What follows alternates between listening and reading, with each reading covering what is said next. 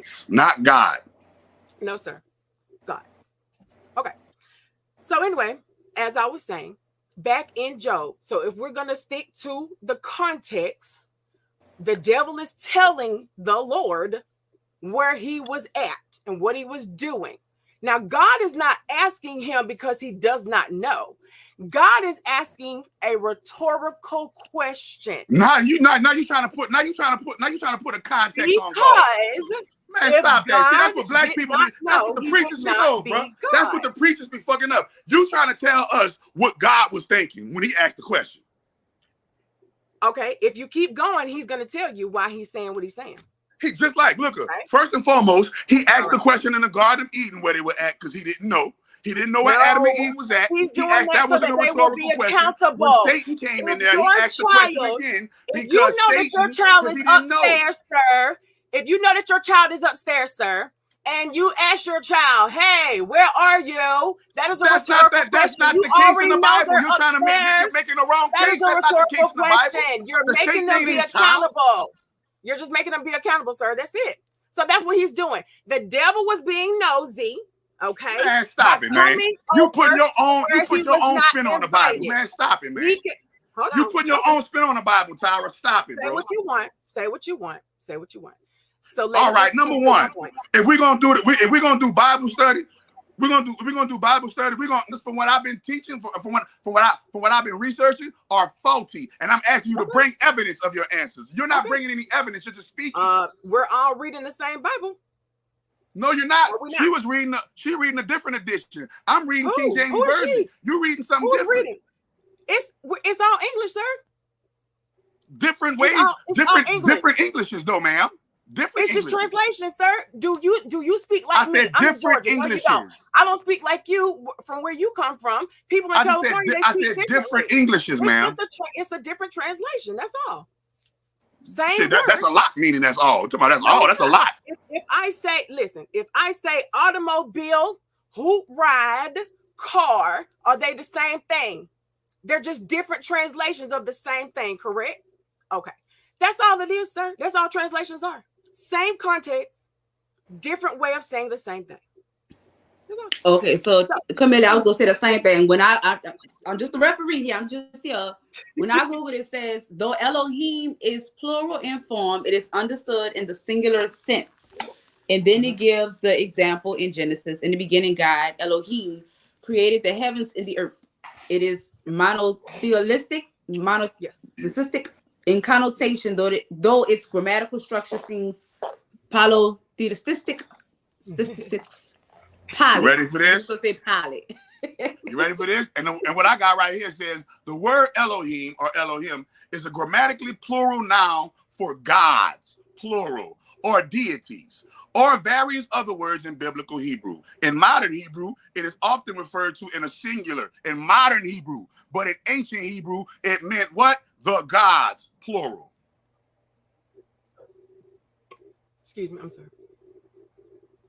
I understand where you're coming from. So that's why I said it's very important for us to stick to the context and pretext, because we understand, being students of the Hebrew, things can mean, different things depending on how they're used in the vocabulary. In this particular instance, in this particular scripture that I'm talking about, Job, Elohim, Genesis, Elohim is God. Okay, we get that because he was the creator. If you believe as I do, he was the creator, of the heavens and the earth and everything that was created. So we're only talking about God here. That's all. So if we go back though, to Job, and I'll make it brief. The devil is being nosy. He's coming over, to where the sons of God are. These are human beings. Nothing holy about them. The Bible don't say he's being nosy. Yeah, he being nosy. The Bible don't say that though. Just stick to the Bible, please. I'm just no. I'm saying he was not invited. So what would you call it? Last time I checked, it doesn't specify whether he was invited or not. No, he was not invited because he himself. Why would he have to ask him what you're doing or where you came from if you was invited? So that number one, that lets you know the devil don't need God's permission to go to and fro from in and out of heaven. If he's on his plane, he does not need permission. That's right. That's right. This is where he lives. This so is where God hold on. So down. you're trying to tell me when the sons of God presented themselves to the Lord, like the Job was talking about, you're trying to tell me that they was on earth doing that? Yes, sir. And what context in the Bible tells you that? Again, Job 1:6-8. Okay, so I'll complete this point, make it real brief. Like I was saying, this is a point to where God is just asking a rhetorical question to make the devil give an answer of accountability. It's like saying, what's up? You know, I see you here in the mix. What's up? So this conversation is also a teaching moment. It's not a competition. God knows that at this time in history, there's already a prosperity doctrine that is being taught in the land where Job lives. We can prove that point too. We know this to be true because of Job's friends, Eliphaz, Bildad, Zophar, and Elihu, who accused him of sin just because his monetary riches had been taken away, thus accusing him of wrongdoing, because his prosperity has gone down. God is going to shatter this doctrine through a living example, his servant, Job. Okay. He's going to do this in a way where all the world and all those of us today will never forget it. This is just a teaching moment. So if you want to teach the masses, you do so by example. That's why he tells us that our lives are to be an example of, of what we believe. You know what I'm saying? You'll know them by their fruits, Okay. So he's going to choose the best servant that he has. This is why he is saying, hey, have you tried Job? This is the best one that I have. Okay. So Satan is inferior to God. Okay. That's the first thing that we notice, because in this particular conversation, he's talking down to him, as he should, and so another principle that we learn in this particular trial and test that God is bringing his servant through, suffering is not necessarily a result of sin. That's what the Christians gather from this particular test. The righteous can and do suffer sometimes from no fault of their own. Okay. And just because you are poor does not mean that God has rejected you or gave up on you. The world's definition of wealth in material things, status, and titles is not the same to God. God has no need of the world's definition, materials, or titles. So the whole Job story is literally to spread this message right here. Suffering happens to the just and the unjust. It rains on the just and the unjust. Blessings happen, to those who deserve it and who don't. That's just life. Okay. My job, let me tell you something, and I'm glad for the job that I have. My job is not to convert you. Right. My job is not to convert you. My job is not to convince you. My job is just to tell you the truth. That's all. What you do with it, baby, is what truth? Your truth? I'm just here to tell you the truth. Okay. Your truth. What you say is my truth, our truth, Christianity's truth, don't matter to me. Most definitely Christianity's truth. Most definitely them crackers' truth. You bringing us cracker truth. Okay. Just like you brought us your information. I brought you the information from the great grand holy mother of all divinity. The black woman is God, baby. Listen, I'm not going to. You bringing me something from a cracker. I'm bringing you something from black women. It's a difference. Okay. I'm not. Okay. Well, here's the difference from me to you. We understand from you to me what that is. But I'm going to tell you from me to you. I respect, because you told me, I forget the name you just said, but the divinity, the mother God, or what have you. I respect that because that's your belief system. Okay. Like you said in our last conversation, it only works because you believe it. Okay. So same here. I just sit on this side and I look at things in context. Okay. You sit on your side and you look at things like you told me through a astrological numerology perspective. Okay. That's what the Bible is. The Bible is astrology and numerology. We're never going to speak the same. So The only so thing I'm about to just get to this angel thing because she said they just workers and they don't mean nothing and God don't need them. So wait a minute. Yeah, I mean, if you really want to know, let's go back then. Let's go back to Genesis. Hold on, before you begin. So when you look at the 9 orders of angels, okay. Nope. You've just taken me outside of the Bible. I can't go there. We got to stay in Bible. I can't refute something I don't believe. The Bible mentions principalities. The Bible mentions archangels. Principalities, strongholds. Okay, these are the orders of the angelic realm. So you believe in angels, but you don't believe the order that God arranged them in them. If God didn't give us specific commands or instructions, that's neither here nor there. So King James giving it to you in the Bible, that's God's instruction. King James was just a translator, baby. Y'all give him too much credit. Was you there?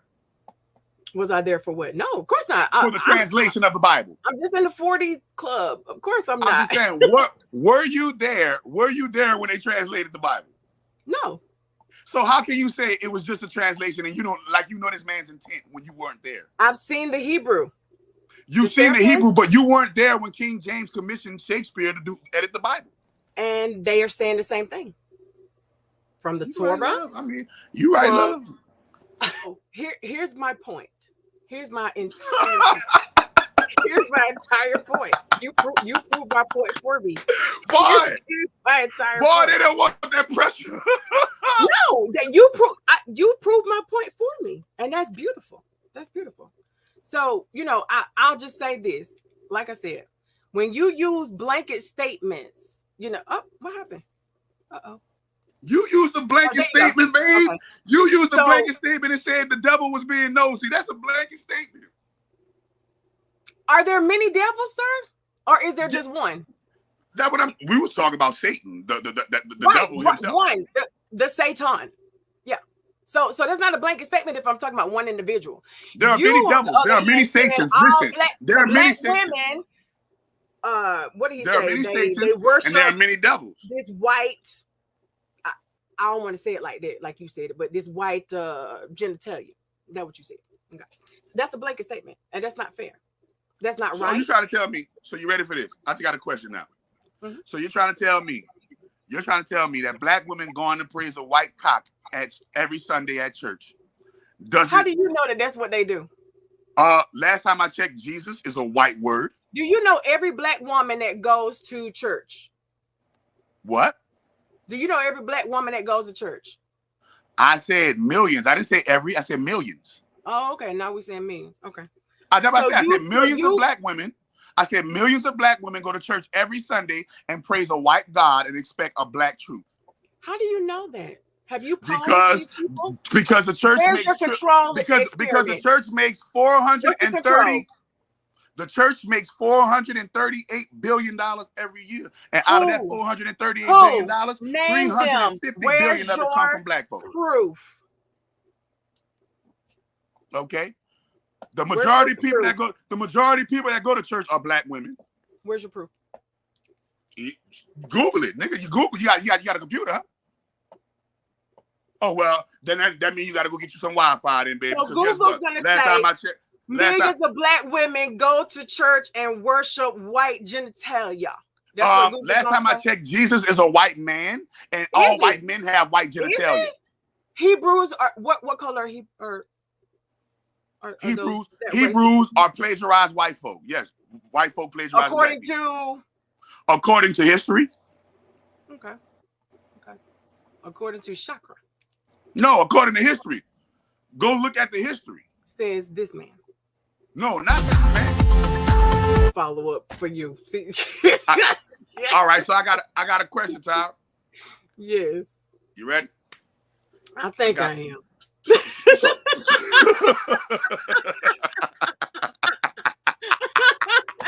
Show that, but Lord. Okay.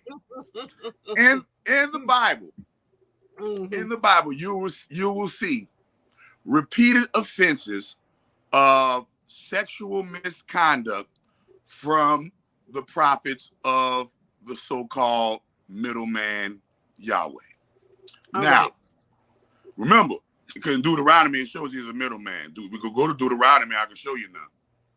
You said that. I don't get that. Let me show you. Let me show you. Let me just show you. Let's go. Let me show you. Let me show you. Book, okay. Chapter and verse. Now I'm about to show you right now. Hold on, let me get it for you. Hold on. In context, chakra. Yeah, I'm about to, in context. I'm about to give it to you right now. Here we go. It's in Deuteronomy 32, verse 8. Chapter 32, verse 8 and 9. You ready? Hold on. 32, 8, and 9, right? All right. Context. So what happened before that, though? What happened before what? Before 8 and 9. Oh, but we could just go. Let's just go 32 from 6 to 9. And that way we'll be before 8. Okay? So we're gonna go to Deuteronomy 32. We coming in on the middle of the conversation. Let's start from the top. 1. Okay. So here we go. Mm-hmm. And it says in English, when the Most High. So that just they established the Most High. Are we in the same one? Huh? Is this 1? Oh, Deuteronomy 1? 32 and 1? 32 and 1, yeah.